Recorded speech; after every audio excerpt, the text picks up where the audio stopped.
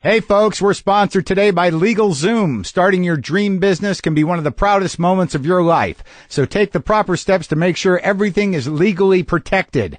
LegalZoom.com can get you going. They've helped over 1 million businesses get started, and they're ready to help you too. If you're ready to launch your dream, LegalZoom will save you time and hundreds of dollars on startup costs. Go to LegalZoom.com today to see what's right for you. Form an LLC, incorporate, or form a nonprofit, all starting at just $99. Plus, you'll save even more when you enter Maron in the referral box at checkout. Help ensure your business and assets are legally protected at LegalZoom.com. LegalZoom can provide self-help services at your specific direction or connect you with an attorney, but they are not a law firm. Okay? You got it? All right. Let's start the show. Lock the gate!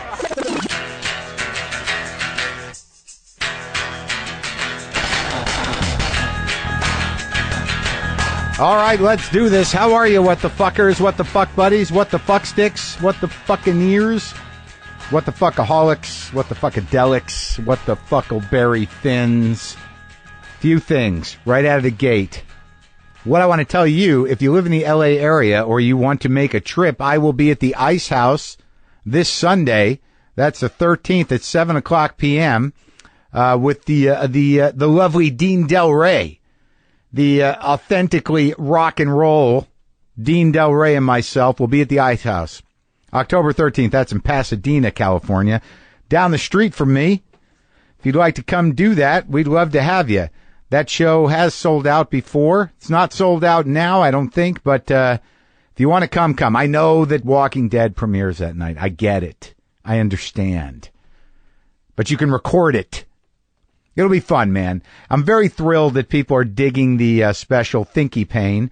That's my special that's up there at Netflix. Thinky Pain, I recorded it in New York City. By the time I put it up there, I'd had enough of it. But it's a long-form deal, hour and a half, woven together, a lifetime's worth of stand-up skills applied. Thank you for all the lovely feedback. The one thing I noticed about doing something like I did it, which is by putting it up on Netflix or making it available to those who have to make an effort to get it, that not seeing a lot of haters. I think the haters just sit on their couch waiting to hate, waiting till something dumps into their living room, into their face, into their ears, into their brains that they may have not been expecting, and they don't really have the energy to perhaps turn the channel or turn it off, and they just sit there and go, what the fuck is this doing in my house? Why is this coming out of my television? Why can't I just turn it off and not just sit and hate on it? Because I want to hate, and then I want to tweet it, and then I want to put it on Facebook, and then I want to write something about it, and then I'm going to put that up because I am a hateful content maker. Some of you snarkers fall under that umbrella, my friends. Hateful content makers, occasional snarkers, douchebags, all. Look, last week I asked you to tweet us a link to a website you made using Squarespace, and we got some good ones. Squarespace is the all-in-one platform that makes it fast and easy to create your own professional website or online portfolio. If you want to check out some examples, go to benwalkerart.com or go to grownassgeek.com. Those were just a couple of the ones tweeted at us with the hashtag WTF Squarespace. You can start a free trial right now and get 10% off by going to squarespace.com and use the offer code POW, P-O-W. Sorry, just coffee. Squarespace has all new features, but the same great tools to start you off with your own site, plus all the style options you need to create a unique website for you or your business that's incredibly easy to use. But if you want some help, Squarespace has an amazing support team that works 24 hours a day, 7 days a week. It starts at just $8 a month and includes a free domain name if you sign up for a year. And this means all your content will look great on every mobile device. Squarespace automatically formats your site for a special mobile experience. Start a trial with no credit card required and start building your website. And when you sign up, make sure to use the offer code POW to get 10% off and to show your support for WTF. And we still have 2 Squarespace swag packs to give out. Tweet out the link to your Squarespace site using the hashtag WTF Squarespace. Make your new site at squarespace.com and use the offer code Pow. Okay? Did I mention Josh Homme? Josh Homme from Queens of the Stone Age, Eagles of Death Metal, Caius. I fucking loved Caius. I'm going to talk to him in a few minutes, and it was awesome. So that's coming up. Deaf Black Cat dropped by the other day to give me some hope. His eyes looking good. It's not looking all fucked up. Looks like it healed up pretty good. His face is the right proportions. His head is the right size. And, his tongue was hanging out. It was cute, and he was afraid of me. But, man, just seeing that guy, just seeing Deaf Black Cat DBC makes me happy. Gives me hope. Gives me hope in these dark times.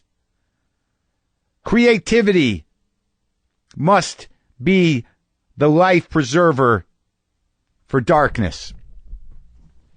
Sometimes your creativity, your expression of yourself, what you put out into the world or what you put out from your hands or your throat, that it's just something that you give form to will save you. Sometimes some things that you write down are literally things that are keeping you from drowning. These words are keeping you from drowning. These words are keeping you from falling off of that mountain, from letting go of that edge. This song, these words, this movement, this piece of art, this painting, saving my fucking life. Do you know that feeling? Coming through darkness, folks. It's something I talked to Josh about. I remember getting, Jesus, man, in preparation to talk to Josh Homme, I went back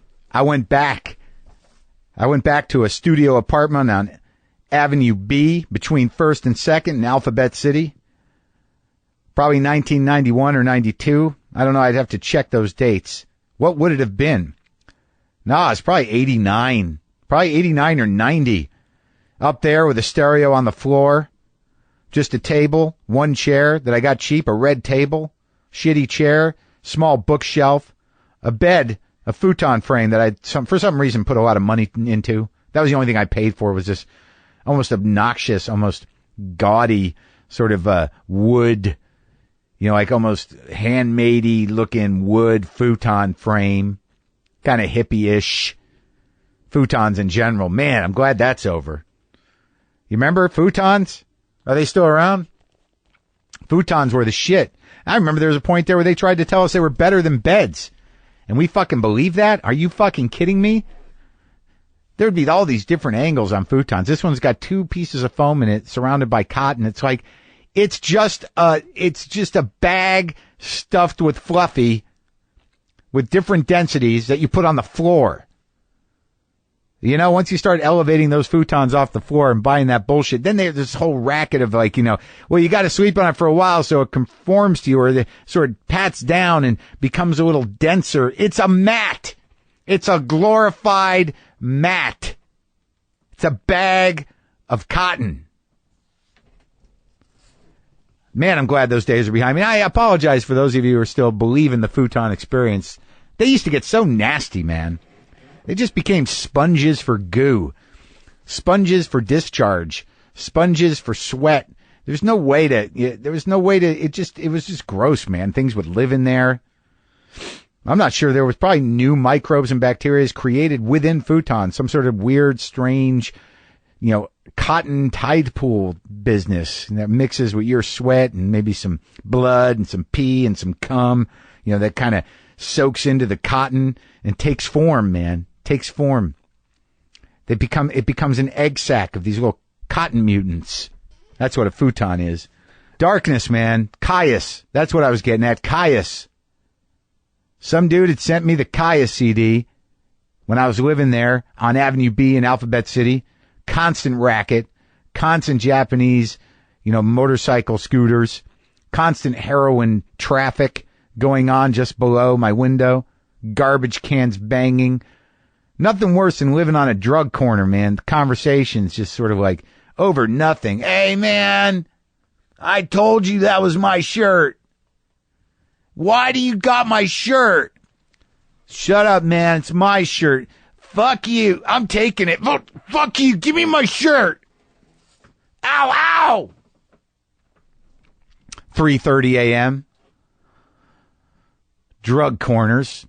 So there I was alone, listening to Caius.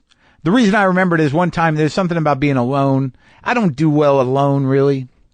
But I was alone, man, down there on the Lower East Side, being sober for the first time, crawling out of my skin with my stereo on the floor. I remember going down to Chinatown and buying a fish. I bought a fish, a whole fish, unscaled, red snapper fish. And I bought a wok, and I had like 2 plates and no condiments. And I think I do things sometimes to just amplify my sadness and loneliness and darkness. Because I went back to that apartment by myself with my fish and my new wok. And the idea that I would cook it, that I would steam that fish in the wok and serve it up with a little soy sauce and some sliced ginger like you get in a store. Like you get in the Chinese restaurants, the steamed whole fish. That was my project. So I sat there at my red table with a half-cooked, half-steamed, sad fish that I didn't scale properly, and I listened to Caius. And I remember that groove, man. It's like it came down, it came out of those speakers. It came from someplace different. It came from someplace spacious. And now I know that it came from the desert. It came from the fucking desert, man. Josh Homme comes from the fucking desert. Like Clockwork is the name of the new Queens of the Stone Age album.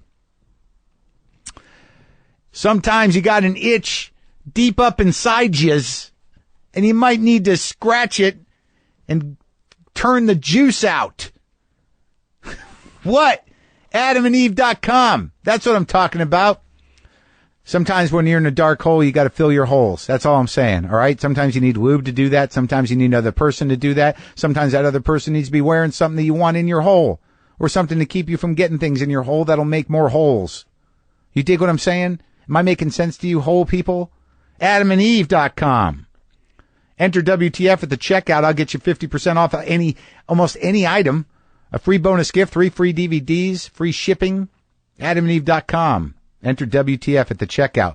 Fill your holes for fun, but be safe about it and don't hurt yourself.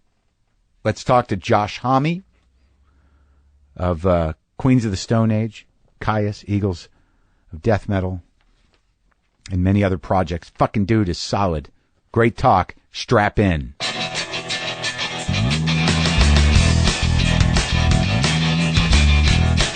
The panic of not having the thing that you need.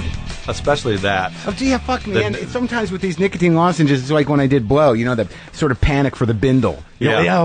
Okay, I got it. You don't even need it. Yeah. You just need to know you have it. Yeah, just that touchstone. Yeah. That's close. Okay, yeah, I got it. I'm good. All right, so today, I'll tell you what I did today.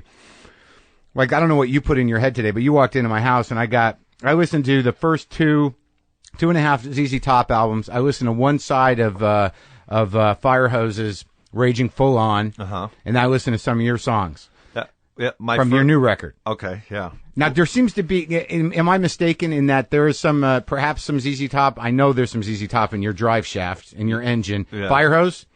You know, my first gig out of town was opening for Fire Hose. Really? At the Green Door in Montclair. Get out. Yeah, and I'll never forget watching Mike Watt. He broke a string. Yeah. And changed it so fast, I thought, I could aspire to, like, change strings on stage in less than 10 seconds. That's what moved you the most about your Fire Hose experience. Well, you know, I was always an SST guy. Yeah. Black Flag. And right. They were one of the only bands that ever played the desert. Yeah. Oh, yeah. You know? And so that attitude of not just DIY, but no, you can actually do it yourself, and you should, and that's why we're here, really permeated my hometown, you know. Yeah. Well, I don't know a lot about that Palm Desert scene, but I know that I have a fascination and a need to go to the desert.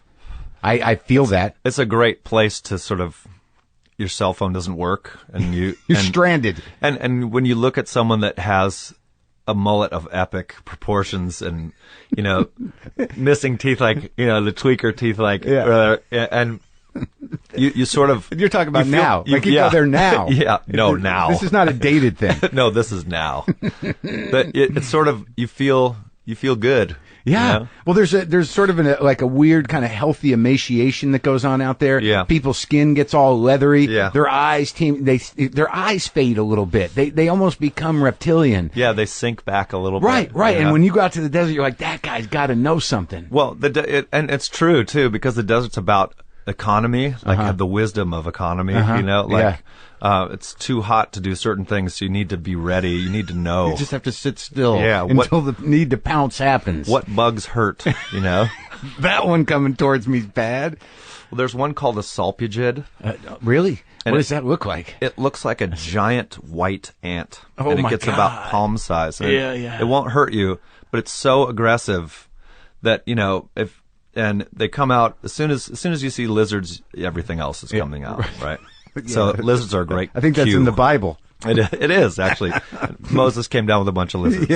As soon as the lizards come, they're all coming. But this salpigid is so aggressive that if you flick it off or away, you know, it'll turn and come back at you. But to bite you, but it's not toxic. It's not toxic. But psychologically, it's very toxic. Well, yeah, and just hearing about it is. Yeah. How about those? I grew up in New Mexico, in Albuquerque, so there was some, high desert shit, or not high desert. Well, you but got vinegaroons and stuff. Right, the vinegaroons and the wind scorpions. I know those are those are the ugliest fucking things. I can't. You used to find them in pool filters. But wind scorpion sounds like something beautiful. It sounds like a fragrance. No, it's wind scorpion. It's like It's like a half tarantula, half scorpion. It's like a scorpion with a spider's head and no tail. Who horrible. That's when you say, like, who fucking made this? Yeah, I don't know. Yeah, there's somebody was trying to balance things out. I know that. Here's some pretty stuff, but what the fuck? Look at that thing. But anything that small that sees you, a giant you, and goes, fuck this guy. Yeah, I'm coming. Yeah, that's it.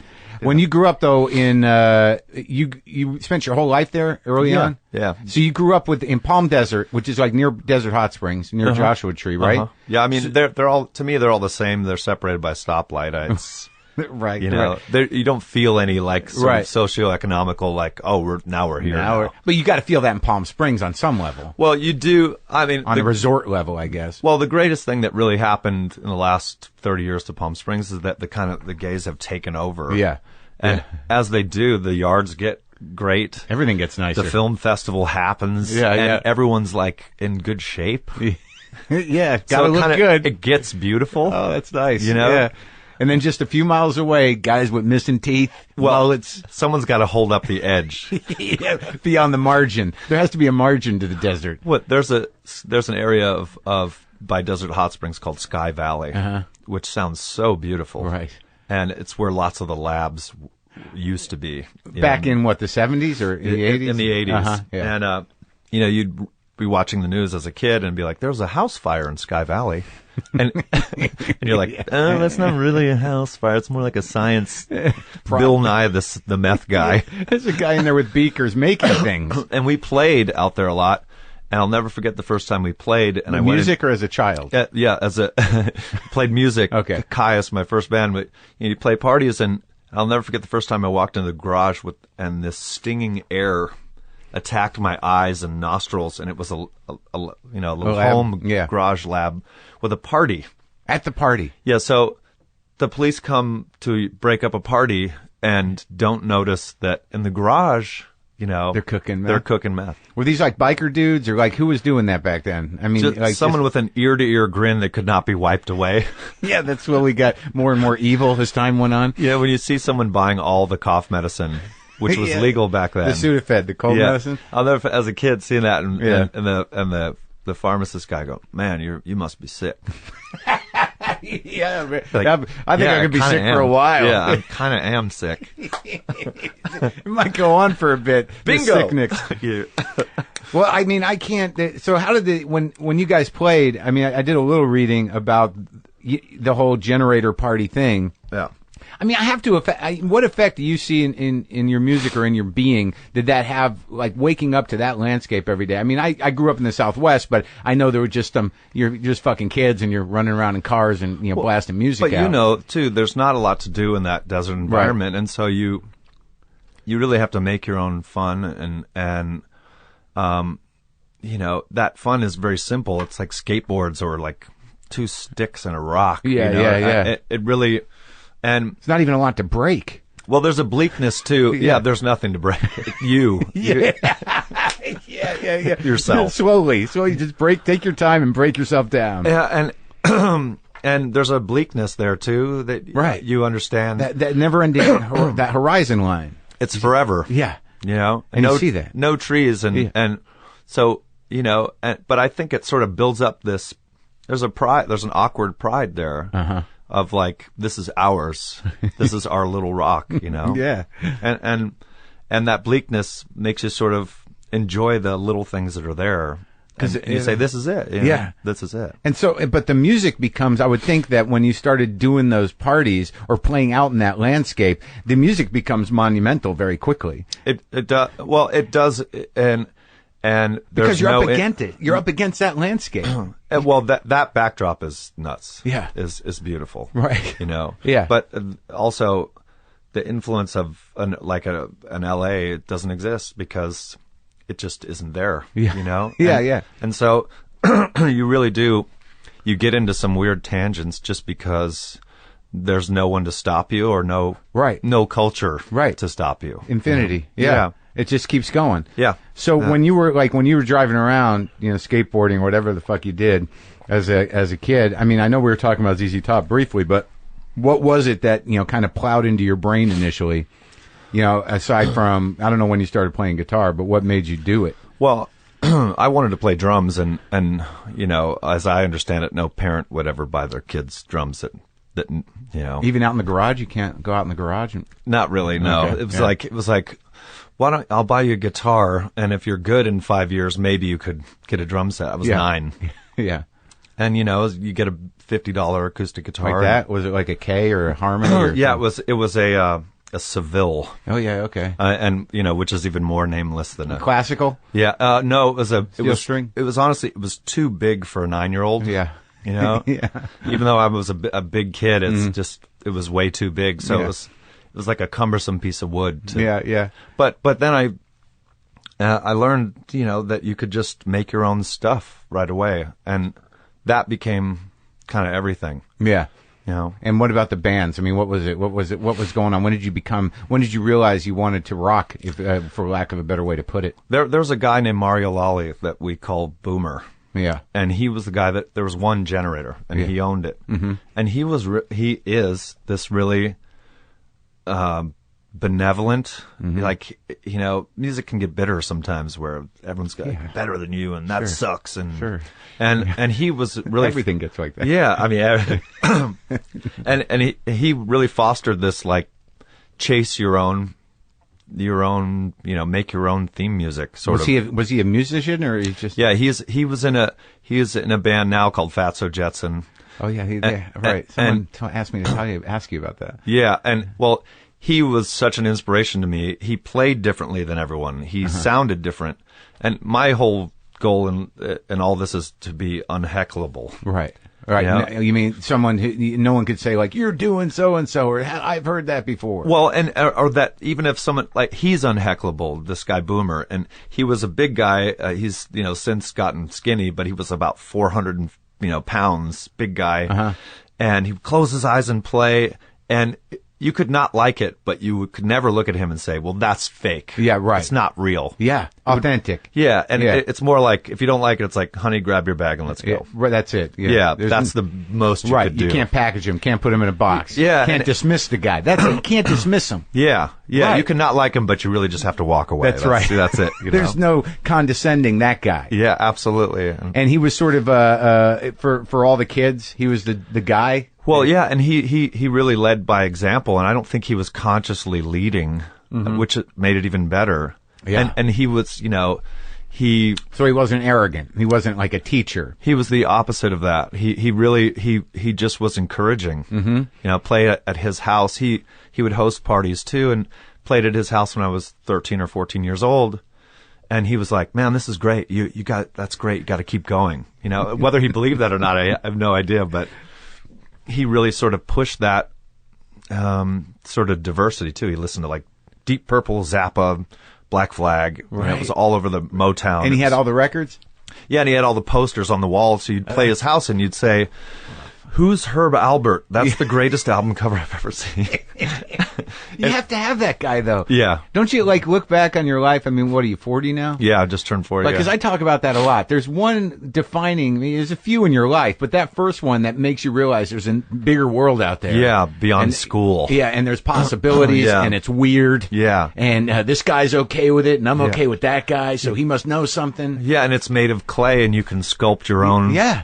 Shit. Yeah. You know? So when you first started doing playing with a band with whatever became Caius, I mean, were you doing covers? Were you just right out of the gate just plowing away and creating the groove? I mean, our covers were Ramones and Discharge and GBH, you know, a couple songs like that. But really, we chased originals right away because that was the music scene. Right. And the music scene in the desert was, if you sound like someone else, and it was everyone's interpretation, I think, a little to a certain degree of what Boomer was doing, which was, if you sound like someone else, you'll be ridiculed. You know? Right.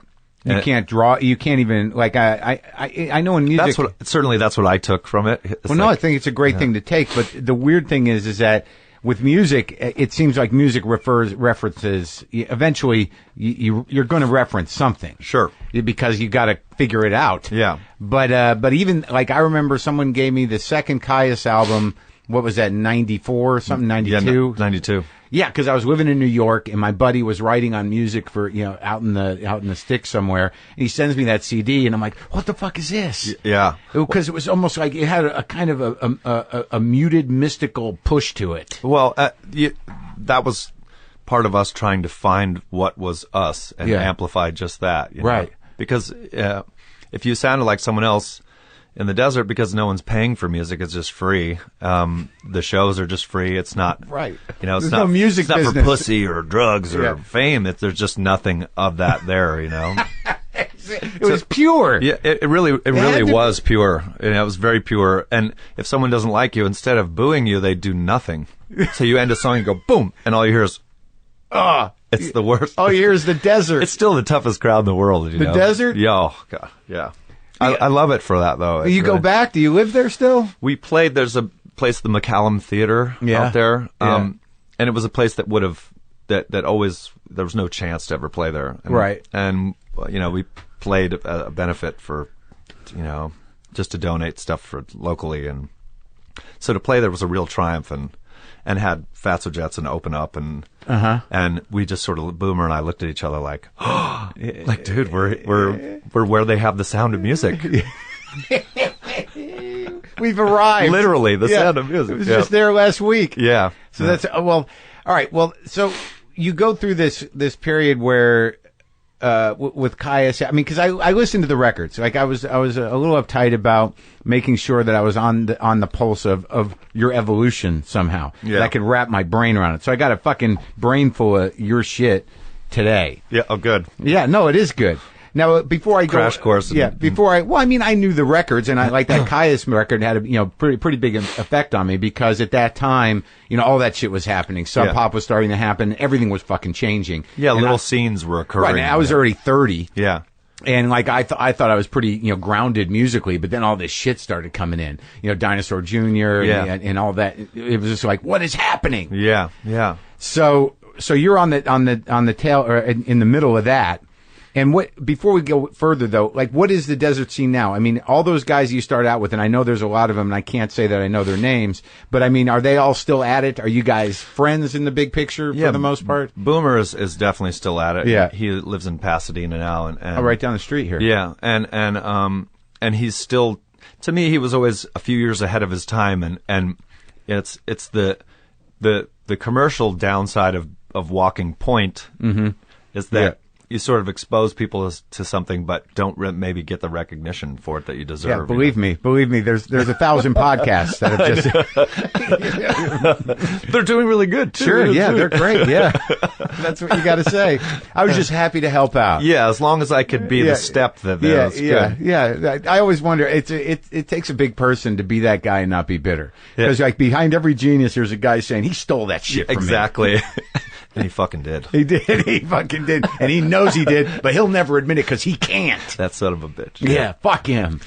So, all right. So you guys all get along for the most part, the Yeah. desert scene, and you're sort of a champion of it in a way. Well, I mean, I think, I mean, to be honest, I don't really hold the flag for anything because that's not my way. And I think that was the point. It was, it was about being an individual. Right. And so trying to get a bunch of individuals to be a group, it's tough. Yeah, especially and artists. And there's bands in the desert still, but there's still nowhere to play. Right. There's still not many people to watch them. And I guess Boomer's generator's not there anymore. He took the generator. Well, and the kids are like, the generator powered the turntables now. Yeah, right. Yeah. So what did you, like, what were your folks, why were you out there? My grandparents are from North Dakota, and then they like moved Scandinavian? To Palms. Yeah, we're Norwegian. So you're a Norwegian in the desert. So you've got this kind of, Nordic, I'm going to go, with Viking sensibility. Yeah. And there you are with no boat. Yeah, in the middle of the sun. Yeah. I'm so white, I'm clear, basically. Yeah. And they moved out there when my old man was like in high school, so he's been out there forever, and he's a general contractor. And is he all sun-baked and he's just he's a hard-working badass. He's kind of my hero, and a contractor that hasn't been in the phone book for 20 years because it's referral. It's like everyone hates their contractor. Everyone knows your dad. Yeah, but my dad's like he's solid. He's a doer. Yeah, and you always got along with him. Oh yeah. So you were never a fuck up. Well, I was, but I was more afraid of my old man than I was anything else. Than the law. If you get in trouble. I got caught with alcohol and a knife at school at 13. A knife. Well, knives are awesome, and I'm a boy. You need a knife. We're in the desert. It's like you gotta have a knife. How else do you kill a scorpion but to pierce him with your own knife? That's right. And I was really more of all the school punishment and the alcohol classes and that you had to go to. Yeah. But it was really I had to get up and go to work with my old man at like 3:30 in the morning. Yeah. And that was the scary one. Yeah, cleaning a storm drain in the early part of the summer is not the way to go. So. All right, so when Caius when you evolved out of that and started with the Queens, I mean, because there is a fairly distinct break in the tone of it. Things got a little more crisp, a little more driving, a little more defined pounding-wise in terms of guitar. Was that something you knew that you were going to do? Well, I mean, I wanted,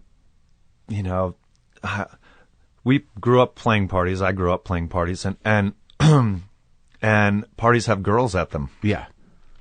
And my feminine side is quite large, and so I just started feeling stuff and wanting to say a broader array of things that maybe Caius was, that started when I was 14 years old. So you're saying you were sort of kind of boxed into a macho rock aesthetic. Yeah, that angry youth, you stop being angry and you start being horny. Yeah.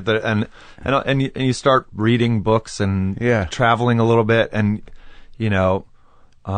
so when Iggy had a really huge influence on me. Did he? Yeah, he was sitting right there. I know, that's what I'm pulling myself down to the chair.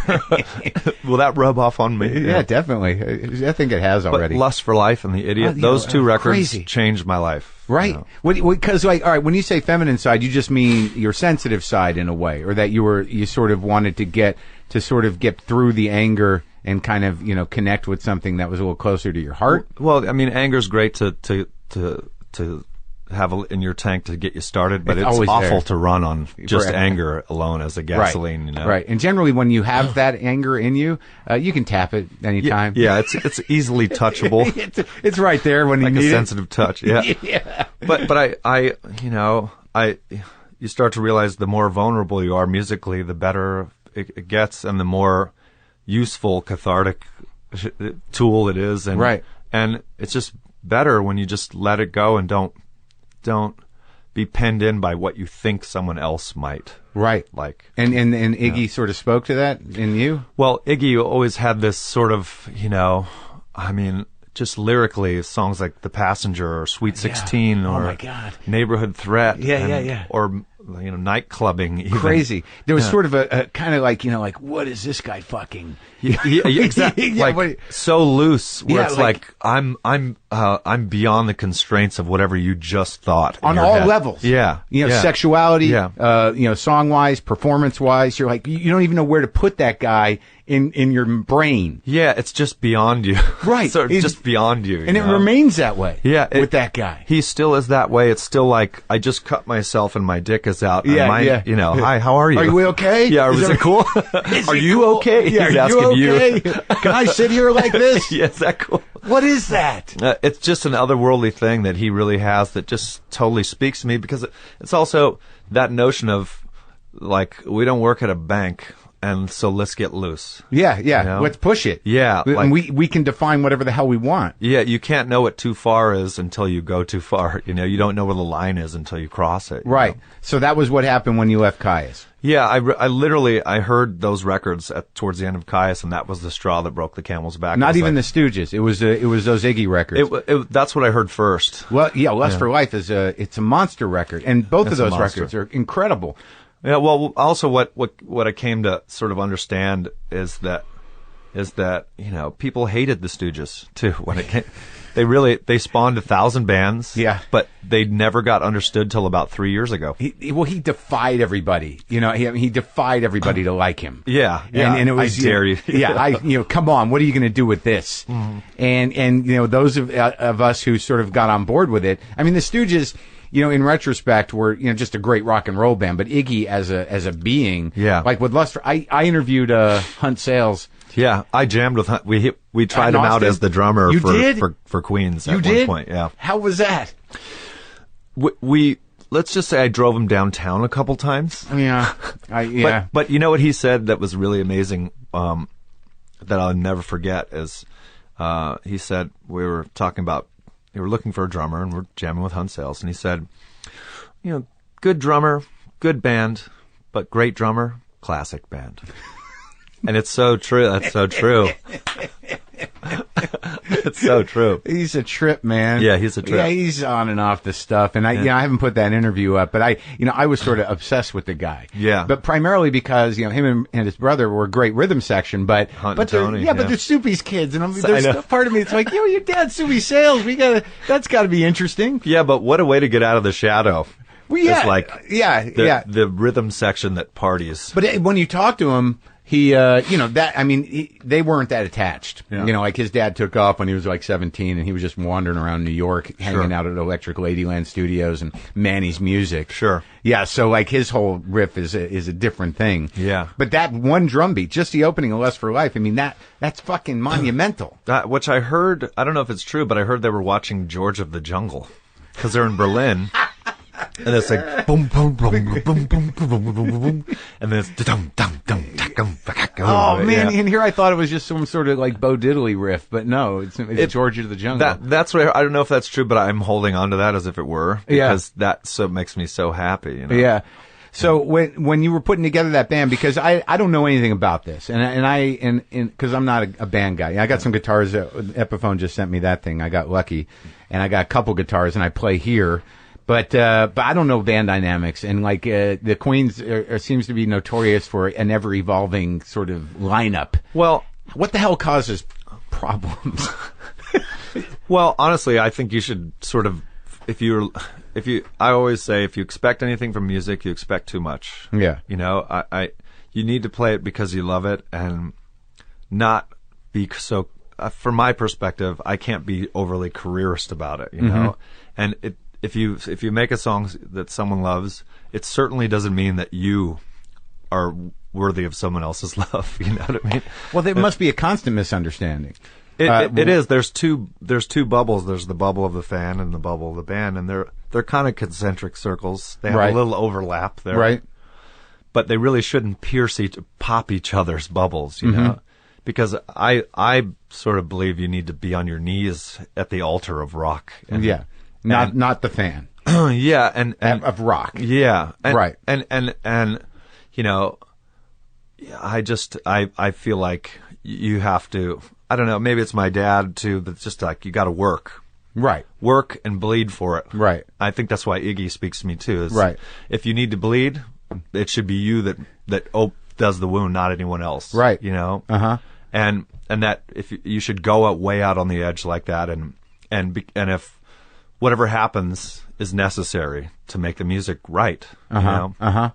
But I mean, I think comedy is that way too, you know. But like, what does that say about band relationships? I mean, some guys are willing to go that place, or some guys get limited, you know, in terms of like, how come it's hard to keep a band together? Well, it's a strange marriage of you know, desires, and you know, what we have in Queens is it really is by consensus, you know, and I don't allow there to be any secrets or cliques or, you know, you need to sort of have that good communication down.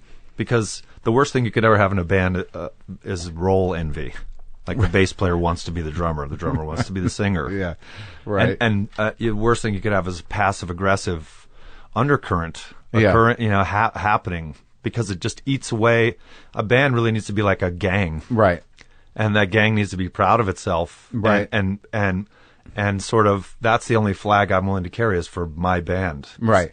You go play a festival and you put your flag in the ground and you say, all comers. Yeah. I'll tell you, you know. Yeah.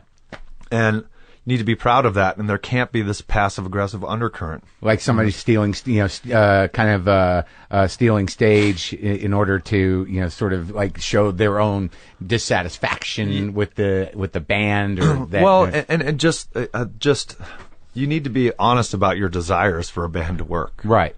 And that way, because if you're the drummer and you want to be the singer, fucking be the singer, dude. You know what I mean? Why wait? Yeah, yeah. You know? And if you can't do it in this band, go do it somewhere else. Well, and yeah, absolutely. Yeah. Because there's no time. Risk it all now. Right now. And I also think too that as you start to have a little success, there's no advice that can help you to navigate those waters. And some people don't handle it well. Well, I think some people also are afraid that, you know, if they do step out on their own or they do what they want to do, that the possibility of rejection overshadows their ability to go out there. Absolutely. I mean, I call it punk rock guilt because that's what I grew up listening to. Right. Like, do well, but don't do too well. Yeah. There's that safety in failure. Yeah, no kidding. You know, where it's like, you don't understand, and that's the whole fucking point. Right, yeah. You can always blame something. Yeah, you don't get it, man. You just don't get it. Yeah, and then when it comes right down to it, they're probably not working hard enough. Yeah, on really. some level. Yeah, and you're not letting your fear go. That's hard, man. It's hard, but it's worth it though. Right. Because you didn't, but that was the first step you took out of anger into opening your heart more and being honest. Yeah, and just saying, well, I think that's the importance of doing something because you love it. Because I work on a record until I really love it. And now because I really love it and I'm proud of it, now you can use the CD as a coaster and I don't care. Right. Because I did my part. Yeah, that's your fault now. Right. You know? And but that's what makes it okay to me, and that requires leaving it all on the, you know. Right, putting it all out there, so when a fan goes, nah, I don't really like this record, you're like, nah, I do. Yeah, yeah. Where it's like, I totally understand, and this has been great. Yeah, but, yeah. You know, yeah. But it's also good night now. Well, yeah, but that's a weird thing, though, because it took me a while, like, you know, I had Nick Lowe in here, and I just kept assuming. Nick Lowe's cool. He's cool, but like, I kept assuming that the guy, cool, yeah. The guy talking, that the songwriter was writing about himself. And a lot of songwriters are not. Yeah. And it bothered me. Yeah. I was like, what do you know, like when he sat there and played The Beast in Me, I'm like, man, you've been through some shit. He's like, it's not, you know, it's a song. It's a character. I'm like, what do you mean? That's a dark fucking anthem for, no, but I'm like you. I need it to be a part of something I really understand. Well, you're like that. Yeah. I mean, like, you know, like I had this weird thing with the new record because, you know, I know a couple of the old records and, you know, people are like, this one, you know, Laura's telling me, your publicist is like, this is the one. And I listened to it. I'm like, all right, well, I mean, it's different than the other ones. I'm not rocking as hard. Yeah. And then, like, I listened to it twice yesterday and I realized, like, oh man, to get into this, there's some emotional risk here. Yeah. In really processing what you're talking about on this record. Well, I think that I want something to 10 years from now that you could, like, I listen to Creedence and I feel like I can put it on now and it still sounds right. Dude, have you listened to it on vinyl? That's how I listen to it. Yeah, it's those fucking first four records of Fantasy. Are you so good? That's crazy. And it sounds to me it sounds contemporary because it's natural timeless. and it's just, you know. There's no mud. Yeah. There's no. It's the space between the sounds that's so good. It's you know, crazy. And I also think emotionally you need to make that same move, so that on the 50th, and I like details, like little tiny details, so that on the 50th listen you go, did I just hear a bell? Was that what the hell? Yeah. You know, right. And that makes sometimes a record, or some of our records, you have to listen to it 5 times. And you don't always get someone's time. No one's got time anymore, so you don't always get someone to make it to that 5th listen. But also but that is also you honoring your loyalty to what you're doing in that, you know, and you've been pretty open about that on record, you know, literally in the music, that, you know, mediocrity is a drag. You know, repetition of pop music is a drag. The way the music business is structured is a fucking nightmare. And I just feel like if this is what I get to do, then I'm going to go as far as I'm able, as I understand I can go, you know, in terms of artistically, like, this is not the time to half-ass something. You know? Yeah, life is like, and it's very clear. You made it fairly clear on this new record that, you know, life isn't forever. And it isn't for everyone either. Yeah. Well, Fogerty's a good example. I talked to that guy, and a lot of those songs, I mean, he's an emotional dude. Yeah. And that shit comes from a real place. You know, what was it, Tomorrow Never Comes? Yeah. That album, that song, or Have You Ever Seen the Light? I mean, I cry thinking about that song. Yeah, I know.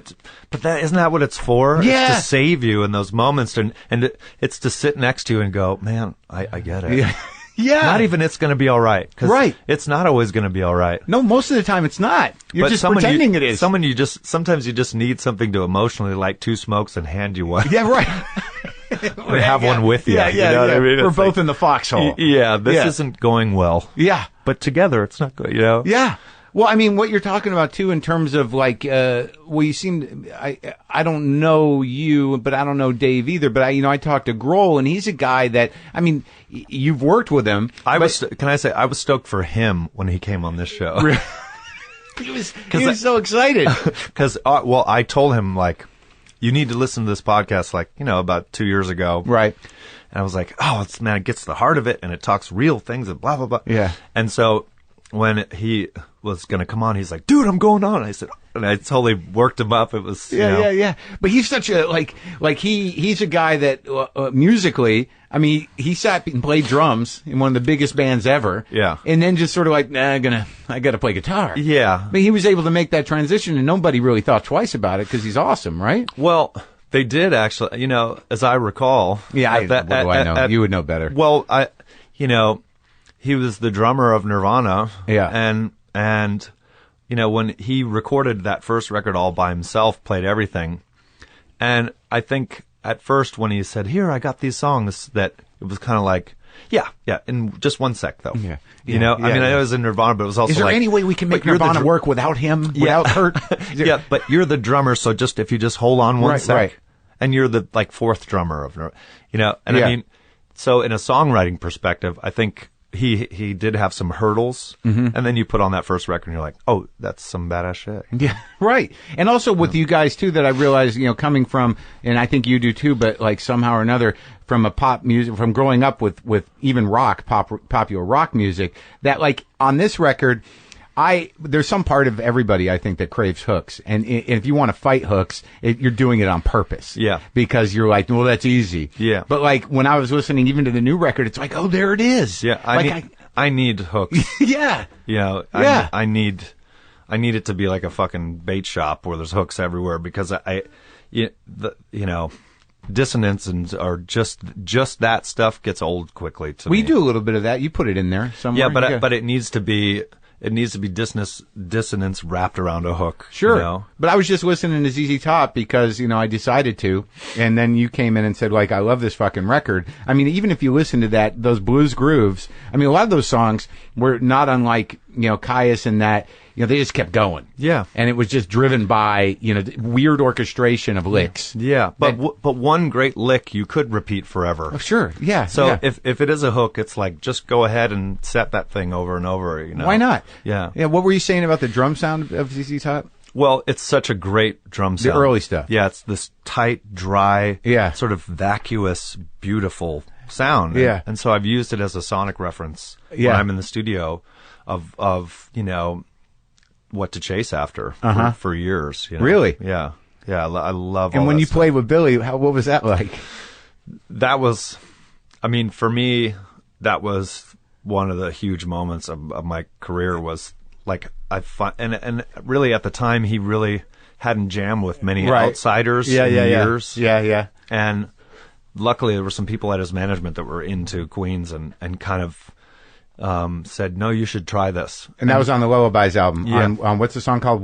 Burn the Witch. Burn the Witch. Yeah. Well, I got him in there under the guise of we were doing Precious and Grace. Mm-hmm. But then I said, but I have this thing. Yeah. And he's got this certain lick that only he does it goes burr, like burr. This kind of yeah. And I was always like, how do... It's a slide thing almost. Well, what I found out, because I said I deserve to know what that is. Yeah. Because I can play bird if I want, but there's a way you're doing it. Yeah. And he'll bend a note and then tap. Eddie Van Halen's tapping on the neck. Right. Yeah. But he's doing it once. He's going bird and just holding it. And holding it, and it's instead of a million taps, it's one. Yeah. And it was so simple. I was like, you're fucking kidding me.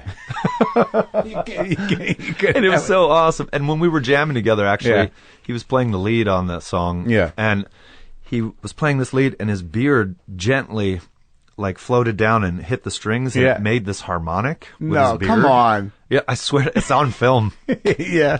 And I literally grab him by the shoulders. I'm shaking Billy Gibbons, and I go, dude, you did the first ever beard harmonic. Yeah. Did you? And you were you able to isolate it and have it? Yeah, it's on the recording, definitely. Yeah. So what? Like, it's been a while since a record, right? Been like 2007. Oh, the previous one, yeah. Yeah, but you did other stuff. You were out in the desert. I didn't listen to Eagles of Death Metal. Sorry, I didn't get to that. I'll send you that. That stuff is.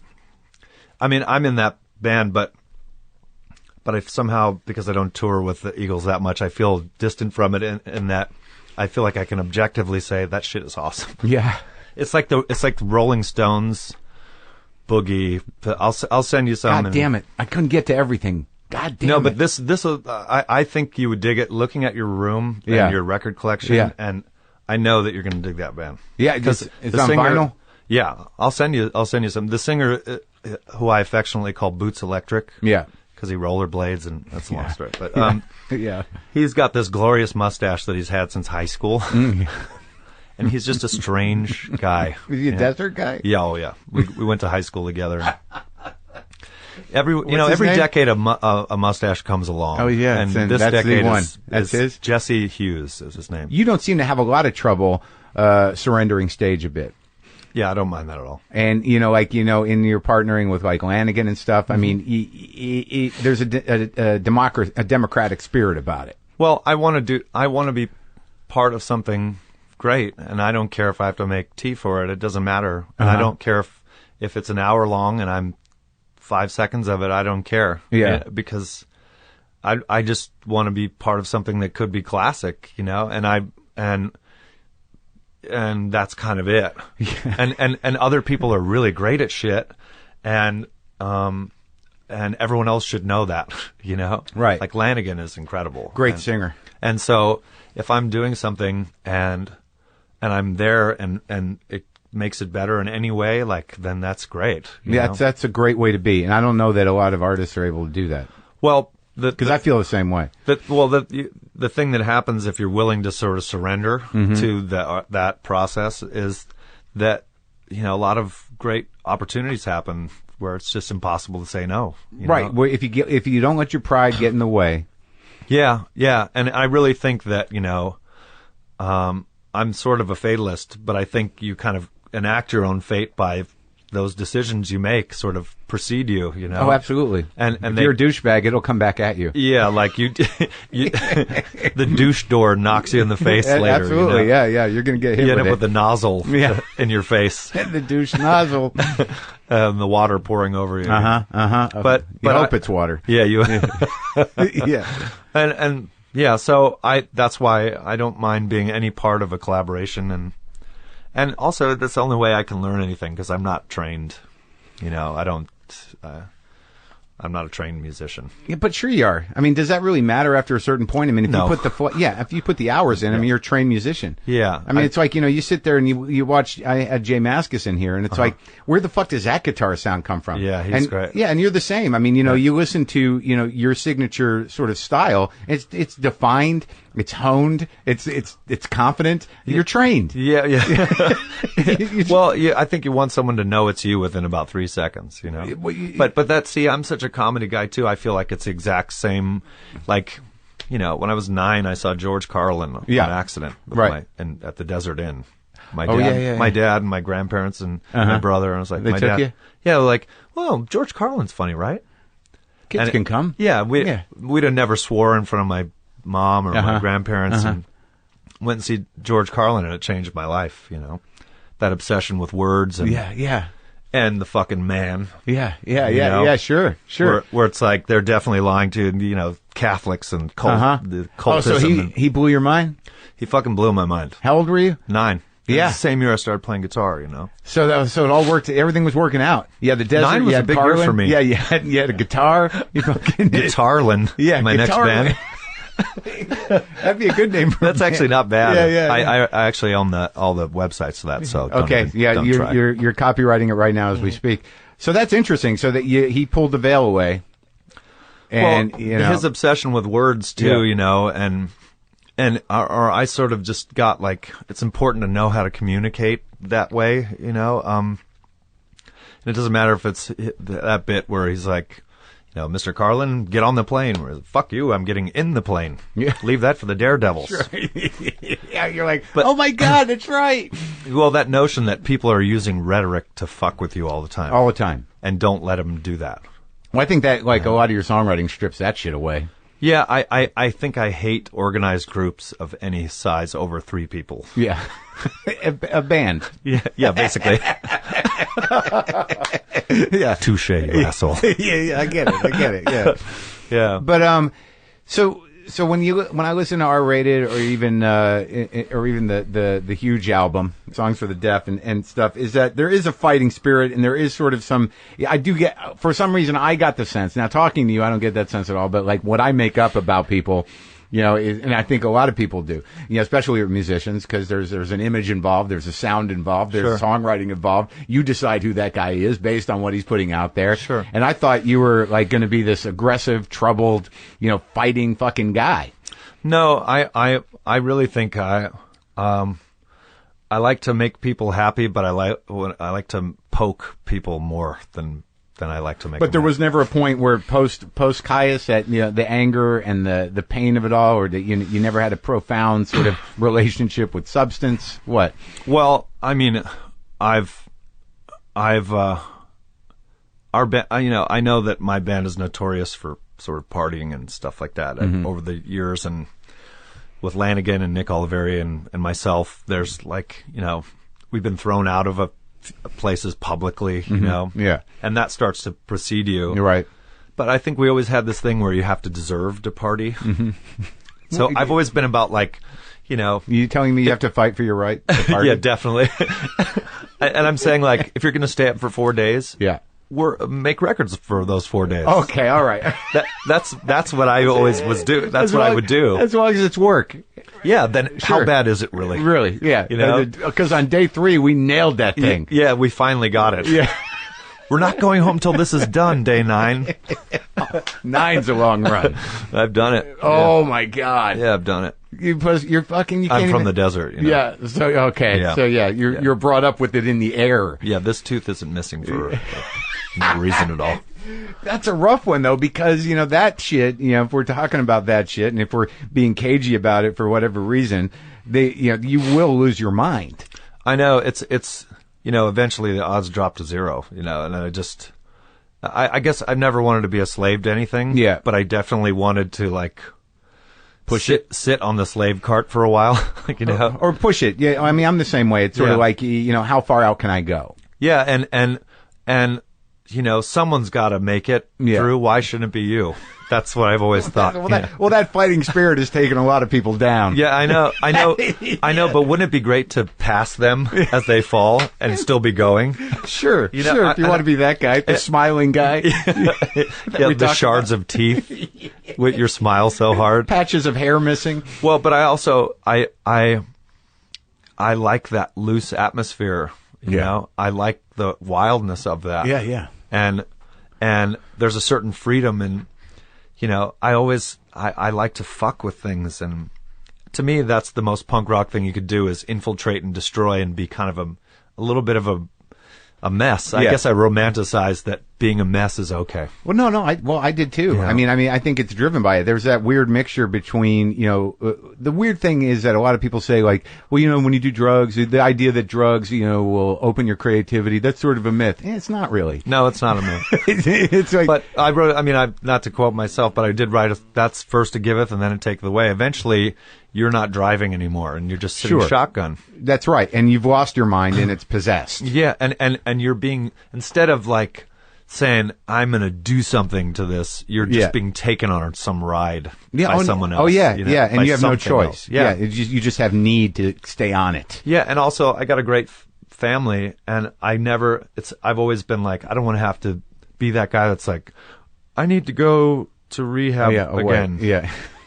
So I guess I've always just like kept a short leash on my dog, on your monkey. Yeah, and I also use Iggy too, who's like has a glass of wine still, No, yeah, well, there's people that can do that. Yeah, definitely. I want to go for that. I want to make that. Yeah, it's a responsible fuck up is really the way to go. Right, without sort of going the full other way and finding Jesus or being completely abstinent. Oh no, I found him. He was out front. He was he's doing your lawn. I can't get that guy off my yard, and I'm not even asking him to be there. He said Jesus, but I just yeah. There's a lot of Jesuses around. No, but I mean, I think what people don't realize is that, Jim Carroll said this amazing thing about Cobain, and I'm paraphrasing a poem he wrote after Cobain killed himself. Jim Carroll, I think the line is, he should have negotiated with the monkey. Yeah. So, like, there is that, there are two ways to do it. Either you're like, I can't do anything anymore, and my life is going to be defined by that. Yeah. And, I used to be one of those guys, and I don't do anything anymore, but I'm not a proselytizer. Yeah. I get it. Yeah. But, people who don't want to live that way, but can negotiate with the monkey, then you find your terms. Well, I just think that, of course, life is about ups and downs, and that battle with drugs and shit too is about ups and downs. Yeah, and about kind of being realistic. And it's great to be a dreamer unless you can't fucking wake up for a second and see what's going on. And do you think that's what this record is? I mean, because if I Had a Tale, it seems to be about that. Well, that's I sometimes I write about who I wish I could be, and if I Had a Tale's like someday I'm going to burn all this down for no reason at all. Yeah. Because I think sometimes, in the case of that song, it's like sometimes no reason is the greatest reason of all. And I think that's the Iggy part that I love to touch. But right. But that's also the part that, staying up 9 days, gives you entrance to. Yeah. Where it's like, because you realize the beauty and like, I don't need a reason. I'm here to destroy. Fuck it all. Yeah. I'm free. Yeah. Like the weekend nihilism. Yeah. Yeah. And if you can keep it to the weekend, which I think the condition of if I had, like, I put one on. Yeah. Occasionally. Yeah. I just do it from Sunday all the way to Saturday. Yeah. I'm only doing it 4 days a week. 4 days a weekend. How's that a problem? I used to have that one. It's like, I'm only doing it Wednesday, Thursday, and Friday. Yeah. And you have a reason. Exactly. A logic. But I think the fact that, you sort of waking up as a family man and as a husband, that must be, your dad must have had a strong influence on that. It's like, well, maybe this isn't work anymore. Well, I think you start loving something more than you love yourself, or loving something more than you hate yourself, or sure. Sweating more when you can't get hold of the guy. Yeah. Like, what the fuck, man? What the fuck? I'm still out in front of your house. yeah, that's it. Yeah. Dude. Hello? You said and then they're in there. That's the worst. It is 4 a.m. Oh, is it really? Oh shit. Yeah, I don't know. What day is it? It's Flarn's Day, which is all the days. That's all of them? Yeah. Well, I will say, I think, my kids really help to make sure. My daughter's 7, my son is 2. And they make sure that you stay. I mean, I think because I am from the desert, so there's sometimes if you're playing parties in the middle of nowhere, there's no one to regulate them and make sure there's no Sure. atrocities. Yeah. So you need to be able to defend yourself. Yeah. Speak for yourself, and use your wits or your fists or your car to help yourself. And you've had to do all that? I've had to do all that, and I don't look at it. So I never thought of myself as like some macho, like. Yeah. But by the same time, I'm totally willing to lose and and defend my wife, my friends, and so I think willing to lose. Yeah, that's pretty powerful. I don't know why. I mean, it's a good way to live life in a way. Well, I think for what I believe in, I'm totally willing to lose my way, and that I'm fine with that, And so I think my kids help me to not take that to the nth degree, right? Right. Because all of a sudden, certain things aren't important anymore, and because they're more important. Yeah. The kids are more important. Yeah. Did you ever think you would have that? No, I never thought I would be married, because when you're in a rock and roll band, it's like, what's the point? Yeah. Having kids and a wife is, let's just go to Greece instead. Yeah, right. Or maybe not Greece. Well, let's go somewhere that's really romantic. Wait, are you guys? But you're not living in the desert now. You live in California. I have a place in the desert, and my folks are there, and I live here in Los Angeles. Oh, you do? Yeah, and we just kind of go to Palm Desert to get away and recharge great. the battery. I used to go to Desert Hot Springs. There's this weird little hotel there called Sagewater Inn, I think it's called. You know that place? Yeah. Well, because many of the peeps I know were from Desert Hot Springs, so I have a pretty versed knowledge of the streets and area of Desert Hot Springs. It must have been a really little shitty place when you were growing up. And then you mean it's not still? Well, no, it's like a couple people kind of redid it. It's only like 8 rooms and there's a little huts, but they redid the whole place, and it's all very sweet. Yeah. Well, and I think Desert Hot Springs is a great example of what the desert really is. It's like the duality, the microcosm of here's this quaint little hot springs next to these tweakers. Yeah. And look, there's movie stars like 20 miles away right there. You see them? And there's Joshua Tree. Right down there. Yeah. Driving through that's fucking outstanding. Mars. Yeah, it is Mars. Yeah. Just to get out and walk around. You must have done that all the time when you were a kid, when you were wasted. Absolutely. Well, there's a studio up there that my friend owns called Rancho de la Luna. Oh, right. It's in a house. Uh-huh. And so I'm up there all the time. And what's funny is how people don't understand the beauty and the danger holding hands together. I think just last year there were some Dutch tourists that couldn't find their way back to their car and just died of dehydration. In like a day. In a day. It was so hot. Yeah. That they were just like, oh, no, boom. Boom. Yeah, you just, 2 of them, too. That's horrendous. Yeah, 2 were, and they couldn't get reception, didn't have water, couldn't find their car. Yeah. And it was like day trip turns into the end of it all, Yeah, well, it's like all those weird cartoons and stuff where you just see the skeletal remains of a cowboy with one of those sticks. Like he's looking for water, Oh yeah, a divining rod. Yeah, the divining rod. Yeah, totally. So that edge of menace is always right there, but it's very subtle. I think from growing up there, I love having a foot in each world. I love being on the transition instead of being in a group, of one or the other, because, Mount San Jacinto is at the top and there's snow. Yeah. And then at the bottom of that mountain, the desert begins. Yeah. And so being in the transition of that, and this kind of socio-economical situation there is really transitional too. There's lots of money and no money. Yeah. And they touch. Yeah. And that spot where things touch is really the magical spot to be. Sure. There's a lot of there's a lot of chaos and feelings there. Yeah, and there's a lot of fight there. There's something to be won and lost there. Yeah, there's a lot. There's a great fight that never stops. Right there for centuries. Yeah. It never stops, that fight. It never stops. Yeah. All right, so let's talk about like heading into this record, because I know there is there's a poignance to it that was a kind of necessary and life changing. And what happened? Well, I know you've been telling this story a bit, but I think it's. Well, I haven't really. Oh, really? I mean, I have, but I haven't been really. Okay. Because, as I was saying, and I'm sorry to just kind of, speak and nod, wink, winks too. Right. But I'd been beating myself for too long, basically. With what we were talking about. Yeah, and it was just time to. The odds were dropping to zero, Yeah. And I love to work because it's what's sort of saved me always whenever I've had trouble. Now, do you put work and create together? That is what it is to me. I think if you're having writer's block, keep writing. Sure. Right. Yeah. Work through it, and it'll come. Right. Just it won't come if you stop. Right. And so, I'm in 3 bands, and I love to produce records of other bands, and I have family that I love, and I wanted to be everything for everybody, and do all of that, and sleep can get in the way of that. Sure. Oh yeah. No reason for it.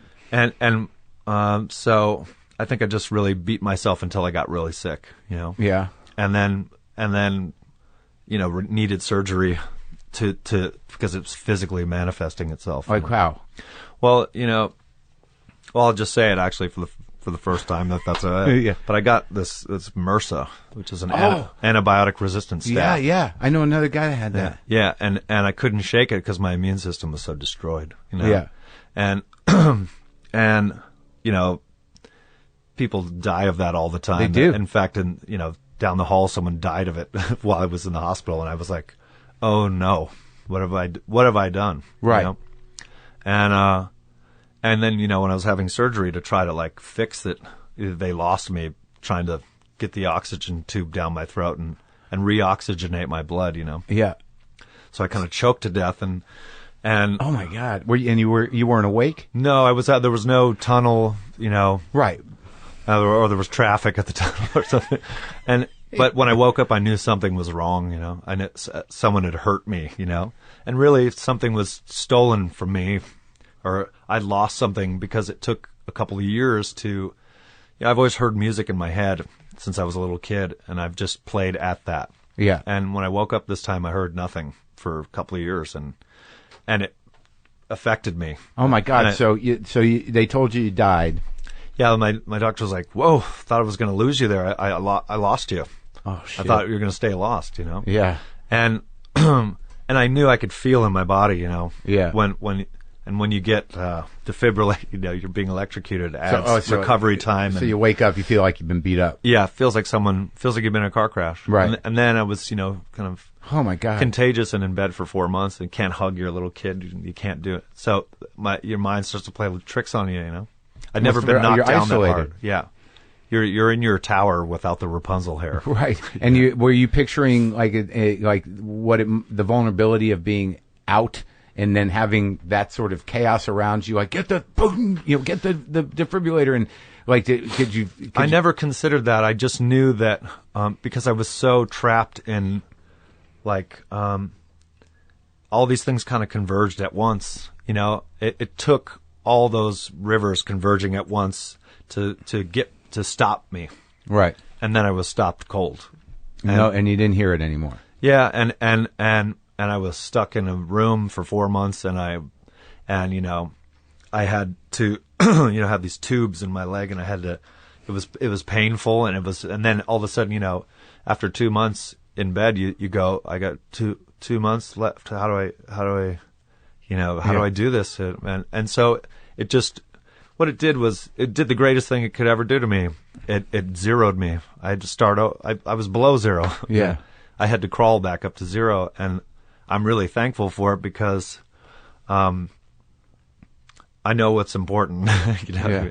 Now. Yeah. And my grandpa. I love my grandpa too, and everyone gets knocked down, but it's the way you get back up that's important. Mm-hmm. And so I had a chance to actually find out who I was how am I going to stand up? How will I be me? Yeah. And how would you define those things? I mean, what was the first thing to come back?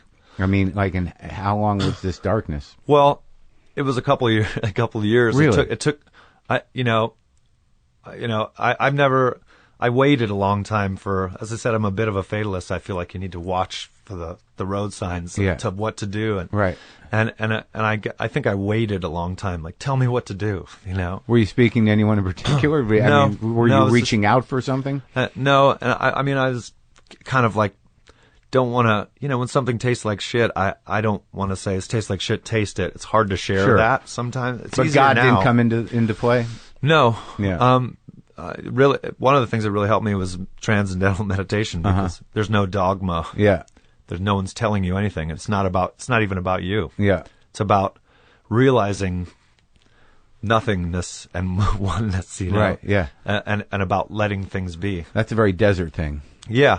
Yeah. I mean, it's about being on that transition once again. Right. And wanting to, not wanting to be nothingness or oneness, but wanting to be inside those held hands, you know what I mean? Yeah. And, because I didn't want anyone to preach at me, right, including myself. Right.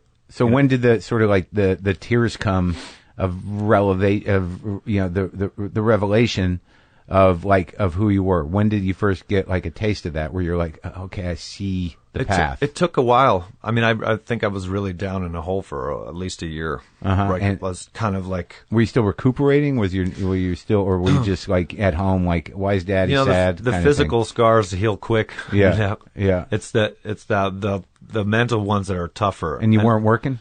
I wasn't working on purpose. I was going to take a year off and just be with the family. And really, they're the thing that pulled me through, because you can't show that to your kids. And, you have to stand up and say, hey, what's up? Yeah. And then, they go in the other room and you go, oh, no. Yeah. And they come back in and they're like, Dad, I forgot something. You're like, hey! You're like that, that fan that they put on the side of the road with like a character that's blowing, like, get your lube done here. Yeah. But someone turns, as soon as the kid leaves the room, they turn it off. The generator goes up. Turn on, hey, everybody, who wants a balloon animal? Yeah.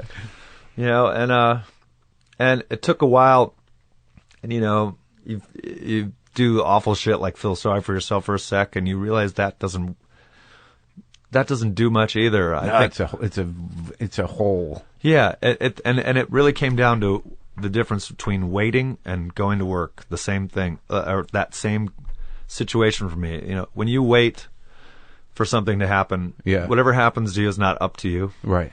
And it happens to you, and yes, now you've made yourself that victim, And so you weren't projecting anything positive or negative. I was just like someone talking to that inner whatever, saying, "Tell me what to do," Yeah. And that just nothing ever changed. I just sat there saying that over and over, and then and as I said, it's not fun to share it, especially at the time where you just who are you going to share that with? So I kind of just disappeared for a while. You didn't share it with your wife or with anybody? I did with her, They take a But, in my experience, it's like panic breeds panic and confidence breeds confidence, and it's not, it's still. Oh, yeah. So I feel like if you show too much of that, like the wolves come after you, you know what I mean? Well, I think like sometimes especially if you're persistent and you're charismatic like you are, when you reach for help, it's sort of this two-edged thing where you're like, help me, and you're like, you can't. Yeah. And then eventually they're like, you're right, I can't. What do we? Thank you. That was good. Yeah. Now we're both fucked. Thanks for not the no help. Yeah. Well, that was this record really was saying to my guys, I'm not doing that well. And I know you want to make a record, so you have to come into the fog with me. That's where we're going to start. Mm-hmm. And it's a tough request on a bunch of other people. And really, because of that process, we're tighter as a band and as friends because, I was in the fog and they came in the fog with me and we came out of it. There was a lot of trust there. It's a lot of trust. And they showed up for you. Yeah, and you never know someone until everything goes wrong. Right. And they were you like... Well, how was your emotions? I mean, was there like during the rickety, really rickety? What were you breaking down during the writing and privately I was having some rough moments, and then you sort of turn on that fan again and sure. Hi, when you say rough moments, like like fighting with insecurity and just the confidence to show that part of yourself. I was writing stuff and saying, I wrote a song called "The Vampire of Time and Memory," and I thought, who the fuck wants to hear this? Very uplifting song. Thank you. It's a very American happy ending. Yeah, we're all fucked. But that's what I was saying is like, this is very uplifting. Everyone's going to be really excited about this, and it was my wife, Brody, I said, no one's going to hear this. And she said, who gives a fuck? Yeah. And I literally said, oh, that's right. Doesn't matter what you want to hear. I mean, I think whether you're writing, doing comedy, doing music, it's not about what other people want. It has to be right for you. It has to be real. It has to be fucking real. And it's also very hard to make that decision as a creative person, when all you want is people, like you say, like I want people to like it. Yeah. I need someone you like it. Yeah, like it's like it my way. No. Right, exactly. Well, you don't like it the way I meant it to be. Yeah. But it would be okay to be hated if someone understood you. Right. Right. Like, if you understand me and you hate me, like, that's totally cool. Oh, shit, man. Sometimes when you read criticism of you and they nail it, you're like, I dig that shit.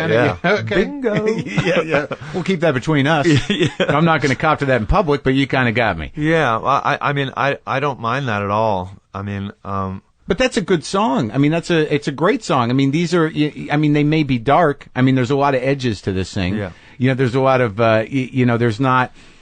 There is no real happy ending to it, but it's thoughtful and it's realistic and and it's honest. And it becomes, that's the most I can do.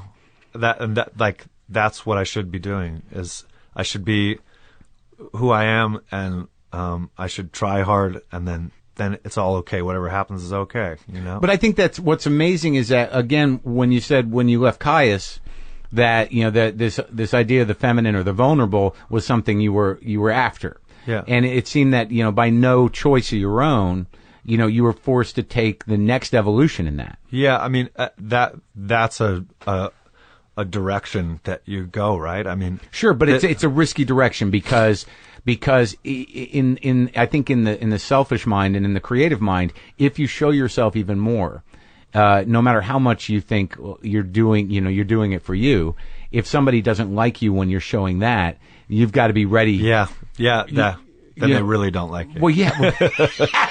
But they it's for real. Yeah, they get it and they don't like it. But see, I'm okay with that because and what I meant is like that there is no destination. Yeah. You're never going to get to like that spot. It's the work is the destination. That is the location that's worth being at. And so I feel like I'm headed in a direction, and I've been heading there for years, but I'm getting deeper down that road, deeper into that dark forest of like where it's like I know now more than ever that the more honest, vulnerable, the more real, that the more I'm happy. Right. So that's not necessarily dark. I mean, it may be mysterious. Yeah. But I mean, at some point, maybe in your brain, you're not going to frame it as like, I'm in the fucking dark. Yeah. Well, and like, it becomes actually this kind of, to a certain degree, a happy ending because, that all you really require is to be honest with yourself. Right. Be true to yourself. And sometimes that's dark, but fuck, that's the way it is. That's who I am. Yeah. And once that's out, I think you're a realist too. I'm a realist. Right. That's the fucking way it is. Right. But that's the way it is. But sometimes, that is, a victim of perception. Like sometimes when you say that's the way it is, other people are like, yeah, for you. Yeah. And I think, right. So the next transition is this is who I am. Yeah. And that's that. Yeah. That's the way this is. That's not it, this. Yeah. That's the way. That's very Carlin. That semantic difference, that's important. It is. It is because it's so tough to be understood in life. If you get a moment of understanding someone or being understood and you want to hold on to it, it's such a rare moment where you get it, It's not what it is, it's what this is. Well, good. I'm glad we had that because it's true. Because then you're free to confront things honestly. Like when you're living a lie or you feel like a fraud, that's like a fucking prison. Yeah. you created this character that's inner voice that isn't true, and you know it. Mm-hmm. Now you're maintaining it's worst. Yeah, it's the worst fucking thing ever. Yeah. I think people search for, when they do relationships with other people too. They can't be honest about what they really want, and really it's their inner character that's dating somebody else or something too. This ideal. Yeah, it's now you're living negative. You're living this fake fucking persona. It's a lot of work. Yeah, and a lot of people have to do it just to go to work. Yeah. That's true, man. We have this freedom to do that, and I think that what's beautiful about it is that even in listening to the new record, I mean, you're taking chances vocally, you're taking chances, stylistically. That like I'd never heard you sing that intimately in a falsetto before on what 2 songs? Yeah. Yeah. I mean that's bold, man. Yeah. I mean the vocal confidence and the clarity of it on this record is different. Yeah, but you just said something that's really important to me is that we don't have to do that for our job. Right. And we get better at our job when we are more honest and don't create some character and call it, oh, that's my inner voice. It's, this fake character, Yeah. And so it feels like an obligation. What I've learned is that the obligation is to be that way. And just as much for the people that can't or won't, right, as anything else. Definitely. There's to make people feel less alone in the world is a profound and important thing if you can do it. And has such it is so profound and important that you start saying, God, they should make buildings look cooler. They should make music sound better. They should make the comedy funnier. Yeah. And the only way to do that is to go all in and risk it all. Sure, for yourself, because there's no general way to do that, because that's what big business does. Yeah. It's like, can you make something that the most possible people will like? Just make it catchy. It can be disposable. And then if you could do it again, that would be great. Over and over again. Yeah, just make it a different color and do it again. Well, were you up against that? Because this is on an indie label, right? The new one? Yeah. And you were kind of stuck in the machine for a while? I was, and I've had to deal with that forever. And what I like about the business now is that you have to be yourself, or you're never going to go anywhere. You know what I mean? And I got a chance to, once I was free of, being in that major label system, I got a chance to put my money where my mouth was and go to Matador and Beggar's Banquet, which, at the end of the day, they're all record labels. Right, sure. But at the end of the day, in a good way, they're all record labels too. It's whatever you make of it. They're a little more supportive, I think. Well, those people that work there could have worked at Sony too, but they chose to go where the music was and the passion was, and really, they don't have the same bottom line as Sony. Yeah, and honestly, it's been such a great experience. They're like, what can we do that's really cool? What do you think? Mm-hmm. Oh, yeah. What? Or I was like, aren't we supposed to fight here first? Yeah. I'm dressed in a unitard, ready to wrestle. Yeah. I shouldn't have brought this stuff. Honestly, I shouldn't. Aren't you going to give me your stupid ideas of what I should be doing? When does that start? Exactly. Yeah. And it's really been the opposite, where you're, God, I hate to say it, but you're on the same fucking team. Mm-hmm. It's great. That's what collaboration is about. Right.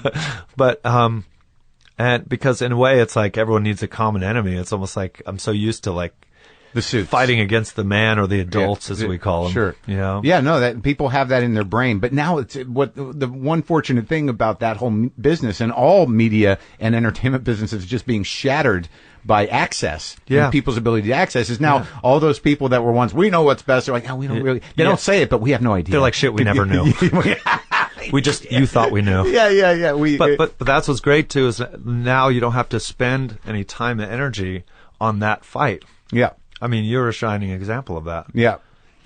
What started just out of love and to do something that you're passionate about is fucking awesome, and has really cut itself, cut the trees away and made this road, Yeah, it's great. And nothing feels better than that. Yeah. It's yours. And honestly, I don't know if you're feeling the same thing, but you had a tremendous amount of success previous to this moment in your career and life. But to really feel like you have ownership of what you put out in the world almost exclusively, it almost feels like you have finally arrived at yourself. Yeah. Yeah, here I are. Yeah. Act 2. Exactly. Where you finally get to sort of restart with the experience and knowledge of everything that came before, Pure. Yeah, just pure, uncut, yes. 98%. This is 98% yes. Yeah, I'm really trying to get my purity levels high. Well, yeah, it seems pretty good. You had a good lab on this last record. And they pull me back in. Yeah. Well, it's great, man. And I'm proud of you. Thank you. I am proud of you, too, actually. It's nice to see you, John. Yeah, nice to see you.